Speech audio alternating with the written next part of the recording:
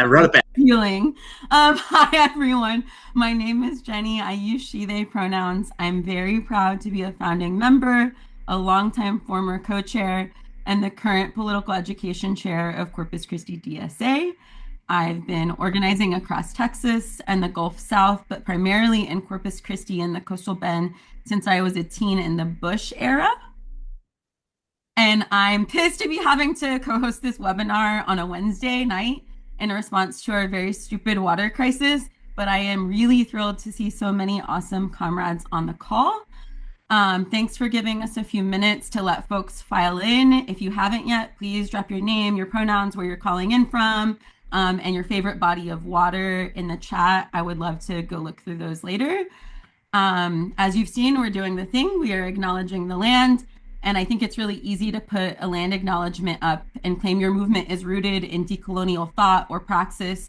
So I just also want to take a second to more intentionally root us in the words of one of our Indigenous elders and one of my favorite mentors, someone who is really precious to me, and that is Juan Mancias of the Carrizo Comecrudo tribe, who, Larry, you can go ahead and go to the next slide, who did say, forget the Alamo, remember the Gulf Coast.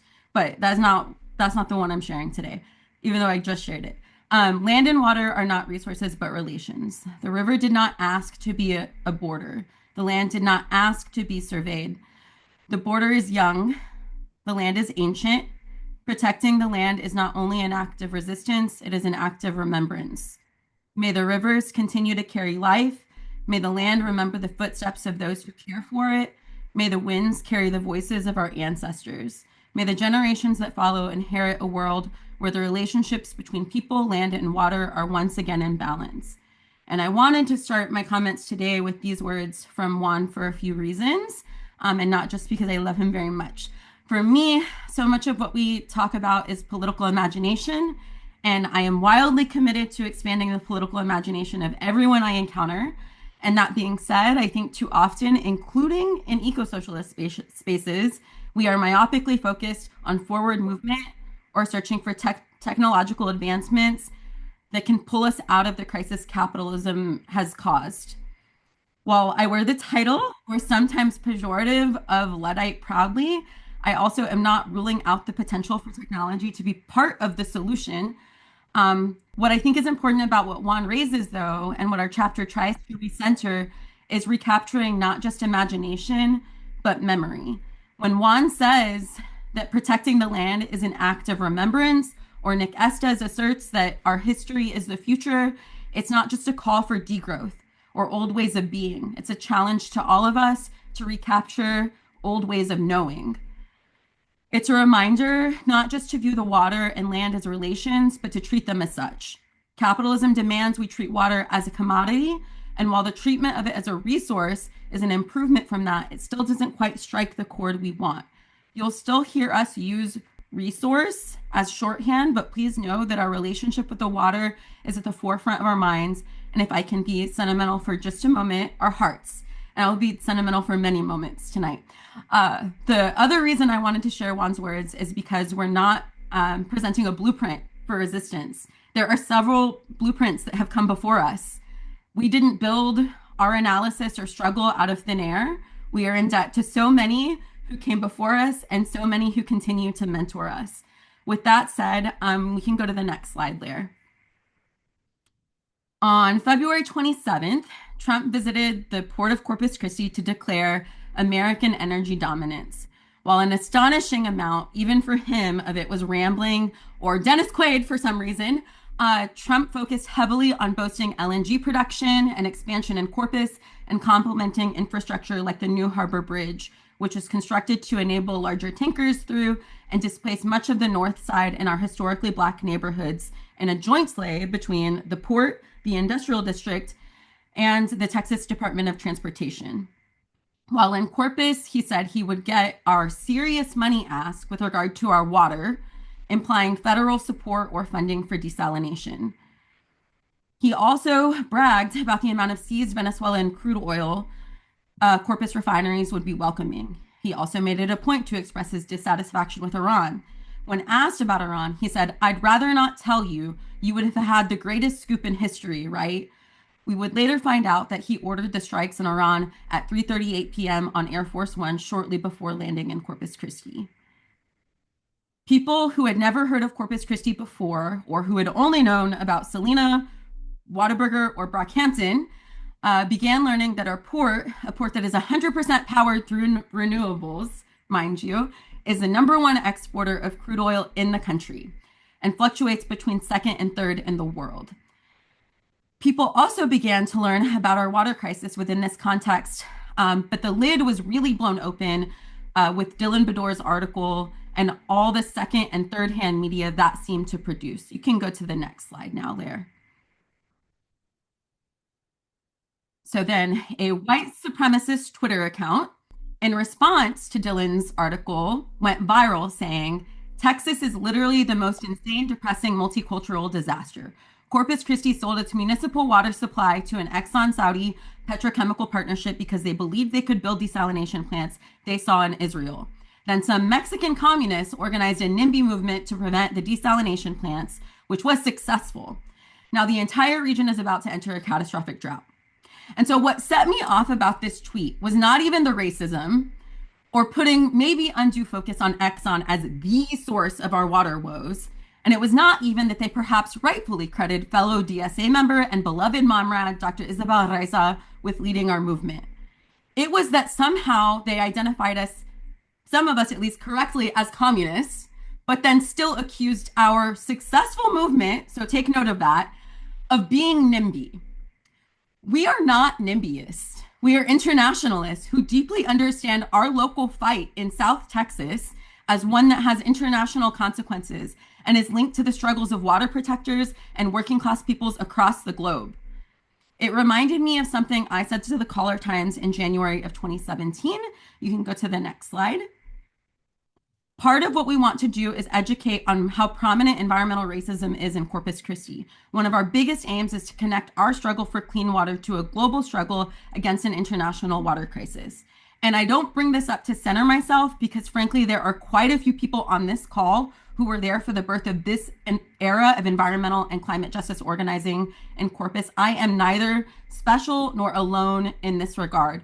I dragged this quote up from the dredges of Caller Times because I think it points to a few things that so many people have gotten wrong in learning about or writing about our water crisis. You can go to the next slide.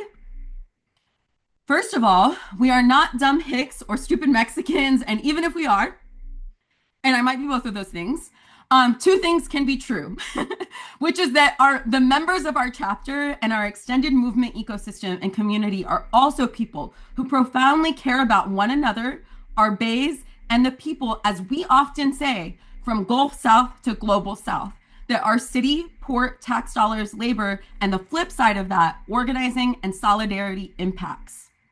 This movement predates 2016. We have been dealing with the impacts of environmental racism and fossil colonialism, learning from our losses and celebrating our wins, including our community defeating the Las Brisas pet coke plant since well before this era of struggle. For the sake of this webinar, however, I want to start the timeline here. You can go to the next slide there. In January of 2016, Abbott traveled to Israel where he met with Israeli officials and toured the world's largest seawater desalination plant. While there, he also met with representatives of Elbit, discussing military technology. Not long after, and I will quote Dylan Bedor quoting Isabel, H2O4 Texas, with sponsors including Dow, Chevron, and Marathon Oil, hosted an event in Corpus Christi. They were basically saying, because of the growth in the coastal bend, we were going to need desalination, said Isabel Raiza, then a professor at Texas A&M University Corpus Christi, who attended the event. During this era, Corpus Christi suffered from chronic water advisories, which really set the stage for what can only be described as disaster capitalism and shock doctrine politics. To quote Naomi Klein, shock doctrine describes the brute tactic of systematically using the public's disorientation following a collective shock, wars, coups, terrorist attacks, market crashes, natural disasters, to push through radical pro-corporate measures, often called shock therapy. You can go to the next slide. With 3 boil advisories and a total ban seemingly back to back, a new generation of Corpus Christi water protectors was born. a water ban resulting from argon and Valero spilling an emulsifying agent into our water supply, advised against even touching the tap water for days. And we don't need to guess what parts of the city were most impacted. I will quote Beats Alvarado's Caller Times article, which is awesome because I think she's on this call. Local activists argue a more subtle form of racism became perceptible in Corpus Christi on December 14th when residents were warned to avoid using tap water because the chemical contaminated the city's water supply. It took 4 days before Zone 3, areas north of SPID, including downtown and the west side, was cleared to use the city's water supply. Zone 1 was cleared December 15th, and Zone 2 was cleared December 16th. Of the 3 zones, Zone 3 is home to the city's poorest communities of color. The amplified effects such a crisis has on marginalized peoples, on marginalized groups, isn't unique to Corpus Christi, said local activist me. A Wednesday forum will draw from struggles in Flint, Michigan, and protests at the Standing Rock Indian Reservation in North Dakota to have a more expansive discussion on the local water ban and its aftermath. Once again, shout out to Beats. Please follow Chisme Collective. She's been doing the damn thing and has been a resident historian for quite some time. You can go to the next slide. We're in the home stretch to Jake. Don't worry. We recycled our upcycled or upcycled the flyer from this event to pay tribute to what in many ways set the stage for this era of struggle and the foundation of our chapter. I'm going to zoom through this next section because it essentially is just the city promising more of our water to corporate polluters, but everyone put some gratitude in the chat for Laramie, who is a Corpus DSA legend, zine and printmaker, art build leader, and one of our chapter's current outreach co-chairs. Just one of the best to ever do it. You can go to the next slide, Lair. And is also screen sharing and pick the music for today. So if you like Hunger Strike, say that at them. In 2017, then city manager Margie Rose sends a letter to ExxonMobil claiming city can meet their water needs. Founding members of Corpus DSA hold a water forum titled From Flint to Standing Rock to Corpus Christi, Water is Life, with council members and over 100 residents in attendance. In 2018, the interim city manager promised water to another large volume water user, Steel Dynamics. In 2019, Exxon partnered with Saudi Aramco to build Gulf Coast Growth Ventures, a plastics plant projected at the time to consume as much water as all the residents of Corpus combined. You can go to the next slide there. And so my time right now, at least, is done, and I'm really hopeful that adequately set the stage for Jake to explore the next era of struggle in defense of our water and against desal. So I'm gonna kick it over to Jake. Jake alert. Hey, all right. Thank you so much. And you used the picture of me crossing up Mags and not getting crossed up by Mags, which is actually like really generous, and I didn't expect that. So really appreciate it. But yeah, thank you so much, Jenny, for shout out to Mags, my goat, in the chat. But yeah, thank you so much, Jenny, for setting the stage for me here. I'm going to talk to you all a little bit about the Inner Harbor Desalination Project. So our movement learned about Inner Harbor because of a deep commitment of a few dozen folks to studying the mundane, namely going and reporting back on every water-related meeting happening in the city. This group, called For the Greater Good, started by a couple founding members of our chapter even, was formed in response to residents attending emergency city council meetings regarding the slew of water boils and eventual water all-out ban that was faced here in Corpus Christi between 2015 and 16. These water boils were not just the result of poor management by our incumbent city officials at the time, but they also stemmed from decades of oversight from past city officials. Most of the water infrastructure here in Corpus was set up between the 1920s and 40s with an expected shelf life of 25 to 50 years. And while the city had been facing issues with our wastewater infrastructure for decades due to backflow issues during floods that residents had documented, they did almost nothing to comprehensively overhaul our water systems in all of this time. As a lot of this information was uncovered due to the increasing vigilance from some of our beloved community members, in 2016, Corpus DSA members Dr. Isabel Araiza and City Councilwoman Sylvia Campos attended a meeting branded as H2O for Texas. This meeting was held at the Solomon Ortiz Center, a convention hall owned and located just next to the Port of Corpus Christi. Was attended by employees of the Texas Water Development Board, Port of Corpus Christi, and various other industries, with multiple elected officials also in attendance. The Texas Water Development Board, in collaboration with mainly fossil fuel and petrochemical corporations, presented that they were anticipating a massive growth in water demand over the next coming decades. And this was a jarring statement to be made in the context of their own findings that population growth for the industry for the region was nearly completely flat. And quickly after this meeting, which several elected officials, like I said, were attended, we began to notice that our city council began parroting the same talking points and policy positions. And it wasn't long before they were touting the idea of the Inner Harbor Desalination Facility.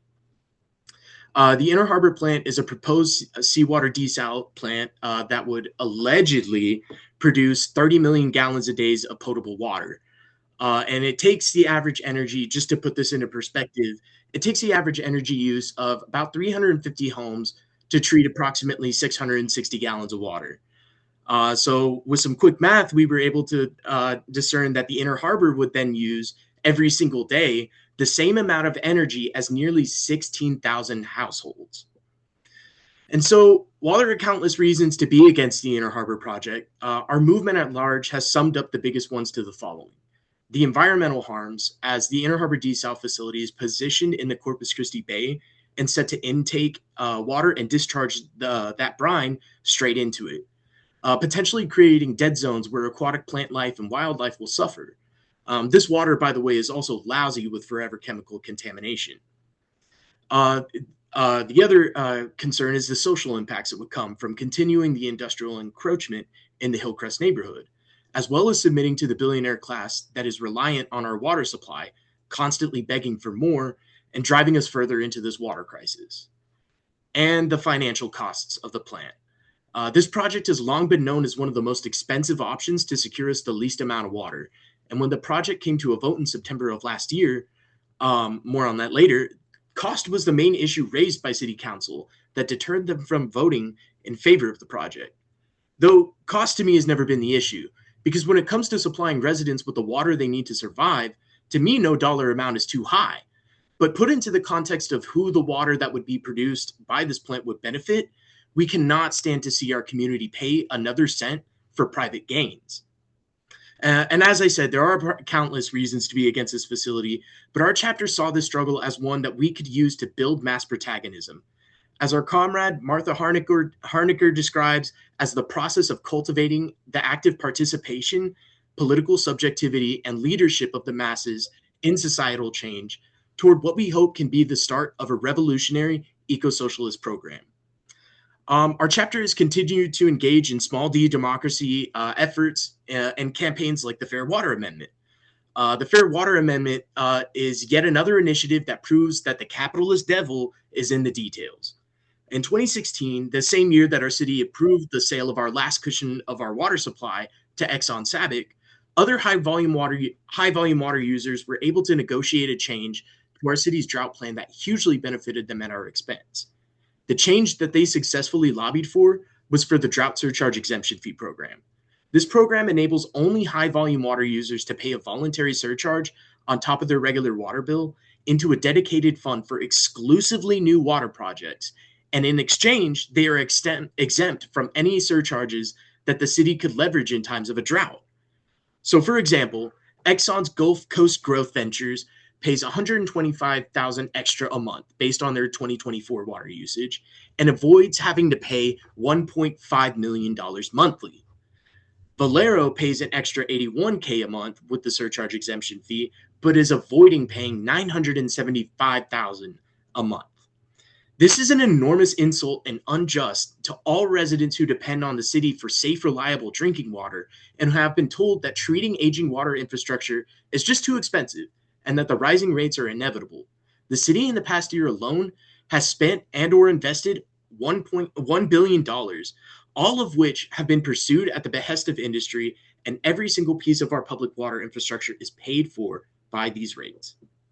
So I want to talk a little bit about the Inner Harbor desal victory, because that was years of planning and investment in the Inner Harbor plant that all came to a head in an early September City Council meeting, where they were set to vote on a contract that would have Kiewit complete 60% of the design for the plant, as well as give the city a guaranteed maximum price for it. This vote was so contentious because Kiewit had essentially communicated with the city that if there were any further delays with the project, that they were going to pull out of the project entirely.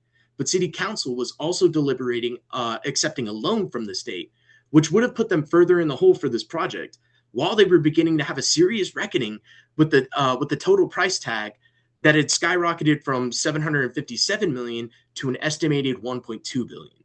So with the city stuck between the pressure they were receiving from Kiewit to move forward with this plant and the reality of the hefty price tag that they were facing, it was very much understood that this vote would be the final decision on whether or not to move forward with the Inner Harbor plant. So turnout to the city council meeting was huge, and about 50 residents showed up to deliver public comments voicing their dissent for the plant, eclipsing the less than 20, mostly industry-employed people speaking in favor of it. And because our chapter had long decided that the site fight and fighting for an eco-socialist future was a priority for us, turning our members out to this meeting was too. We turned them out by posting social media content, covering the fight, and calling on folks to show up and speak out during public comment, as well as making updates on the fight a regular part of our general meetings during the lead up to the vote, and again encouraging people there to show up. And because we have so many members who have who have been engaged with the water struggle for a long time, we were also able to offer folks support with writing their public comments to kind of help ease the stress that would come with attending one of these meetings and speaking publicly for the first time. On the day of the vote, in addition to delivering our comments and publicly identifying ourselves as members of Corpus Christi DSA, we also provided ground support to the folks showing up to the meeting for the first time and jail support to the 3 people who were arrested during the meeting, including 2 of our members for breaking rules of decorum. Their charges were later dropped, by the way, but it just displayed the contempt that some city officials have continuously shown people on our side of the environmental justice fight here, going so far as to use the police to suppress our voices. Our overwhelming turnout against this plant was not unusual, and many of our members have been involved with prior disruptions, and the general public had already shown up in higher numbers at countless other meetings. So we expected at least a little bit of retaliation from them, because they had shown us countless times that they were afraid of the people power that our movement had gained. So with that said, I'm going to pass it back on over to Jenny for a little bit. Jenny, take it away. And as if Laramie hasn't been doing enough, can you, yeah. Perfect. I spent a lot of this Jake alert still up. It has me so weak. I spent so much time being nostalgic and pulling stuff from a decade or longer ago for the first part that these slides are a little bit lazier. So let's everyone manage your expectations as we get into this second part. Yeah, so all that to say, the last few years of struggle have really been defined by the mainstreaming of our movement in this region, which has come with the obvious growth, narrative shifts, and victories Jake summarized really well, but has also meant we've had to try to be very intentional with how we move. Organizers often repeat the mantra, meet people where they're at, like their life depends on it. But if you don't meet people where they're at with the intention of actually moving them, you may end up in hell. And you may end up stuck there, especially if you are organizing in Corpus Christi. There is no way to describe to you the range of characters that exist within our broader movement ecosystem. Put your favorite in the chat, both in terms of our ops and our co-conspirators. And you haven't the time for me to unpack it either. So maybe we'll do a special presentation just on that. The simplification of the issue as partisan politics in the comments of More Perfect Union videos or the New York Times article or Caleb Complains content or whoever else has been covering our water crisis is one of the most frustrating parts of the mainstream attention our crisis has garnered. Our ops range from neoliberal corporate shills and corporate Democrats to traditional oil and gas Republicans, and the people often quote unquote on our side range from the obvious commies and progressives as to be expected to actual conservatives, including MAGA conservatives invested in conservation in the truest sense of that word.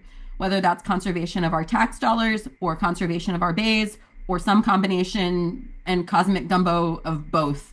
Um, it has meant that we have had to show up in ways that invite people to struggle alongside us without alienating them, while also asserting our principles and politics clearly and unapologetically.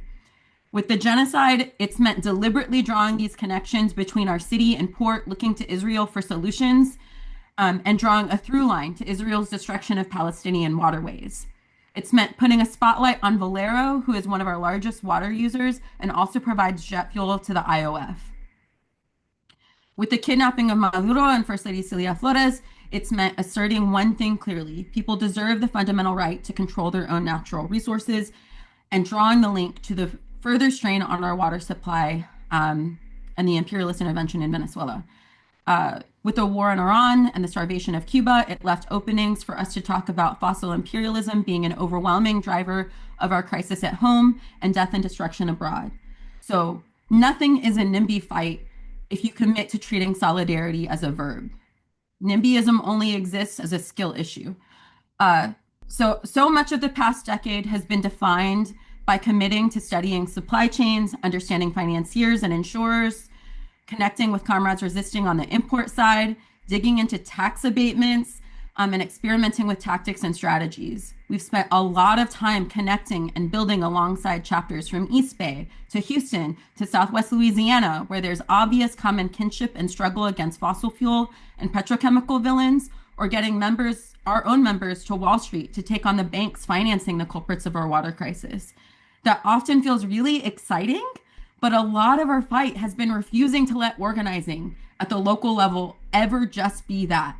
Whether that's our electoral working group that has fought hard to defend our comrade Sylvia once we were able to get her elected alongside our community, our mutual aid working group, which was born out of the need to distribute water initially and respond to climate disasters and other crises, our migrant justice working group, who always draws connections between climate refugees coming here and those increasingly forced to flee the region because of our water crisis, and of course, our People's Budget Working Group. So I'm going to just wrap my time with an excerpt from a forthcoming People's Budget reel, because it feels like the best summary of how we've treated developing this campaign and our broader fights, and how we connect all of our working group and committee work. You can go to the next slide now. Overall, this slide's late. I'm gonna have to tell you to move slides again in a minute. Overall, that's my fault. I forgot to tell you. Overall, it's an examination of what our local leaders have invested in corporate handouts to those draining our water supply and how much we failed to invest in our quality of life. It's asking, how do we shift our priorities if we are to treat budgets as moral documents?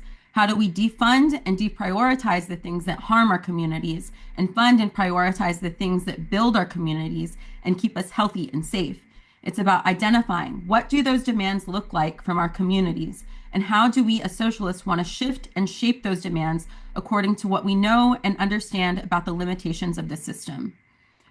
Overall, it's really about how do we use the point at which people most concretely understand their material conditions and bread and butter issues like water rates or potholes to heighten the contradictions.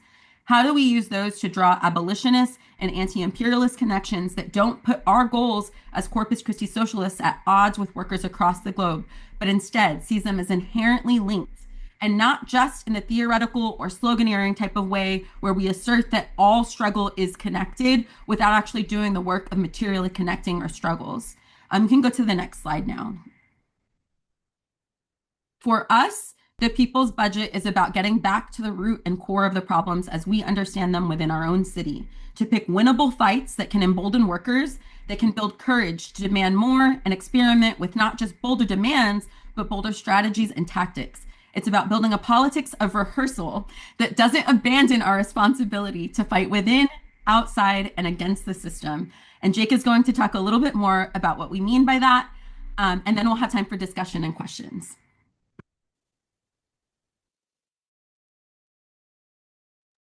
Hey, all right, we're back. What's up, y'all? Yeah, to talk a little bit about the fight and where we're at right now. Industrial stakeholders and state officials are continuously pushing the city of Corpus Christi to pursue another uninterruptible, high-volume water source. And for the city, the solution to this is desalination. And while that has been the plan internally among city officials for years now, pressure has recently increased from the state and federal governments to speed up production on the Inner Harbor desal plant. And when the design build contract was up for a vote in September and subsequently struck down, City Councilwoman Carolyn Vaughn read a letter during a city council meeting that she had received from Governor Abbott's chief of staff, vaguely threatening to withhold any state funding from the city for any future water alternatives. And during his recent visit to the Port of Corpus Christi, President Trump implied that he would use federal assistance to help us get the desal plant built. And implied is incredibly generous. Their continued loyalty to the fossil fuel and petrochemical industry is crucial to maintaining the industrial economy here. And the city can only hold that position so long as we have the necessary resources to provide them with. That resource, of course, being water. And to put it very plainly, the city aims to add tens of millions of gallons of water to our water supply very quickly, not just because we are running out of water for residents, but because a billion-dollar industry is dependent on our resources for its profit. We will address any large volume water source that the city is pursuing with the same sort of skepticism we approach the Inner Harbor desal plant with, educating residents about the disparity of the water usage in our region and developing new leaders to organize our community to attain democratic power over our water management. Of course, since the Kiewit iteration of the Inner Harbor plant was voted down in September because we cannot have one fucking thing, City Council has already voted to approve negotiations on a new design build contract with a group of private entities called CCD Partners, made up of companies such as Acciona, Mastech, and Ardura. Because the city still maintains permits for water intake and discharge for the Inner Harbor plant, they are seeking to go into partnership with this consortium to ideally obtain a lower price to construct the plant than the $1.2 billion that Kiewit was asking for.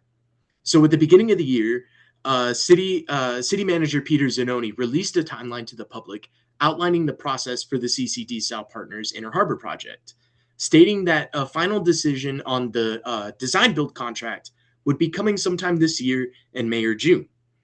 Following the massive amounts of pressure that city officials were receiving from the state and federal government, in addition to the rapidly increasing press coverage on the water issues here in the coastal bend, Mayor Guajardo attempted to jump the gun on the CCD Partners project timeline, calling for an emergency special city council meeting in March via Facebook that would be taking place in April.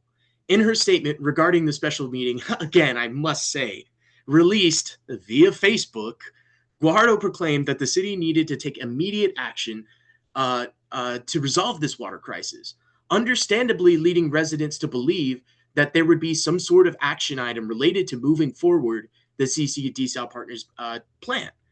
After moving the initial date for the special meeting and lots of confusion and a complete lack of communication from the city secretary's office, refusing to clear up whether or not there would be an action item for the special agenda, which would then require public council to open the floor to residents for a public comment, it was later confirmed that the special meeting would be repurposed into a workshop, essentially amounting to a 20-minute slideshow and some discussion from council members, also meaning that comments from the public would not be heard.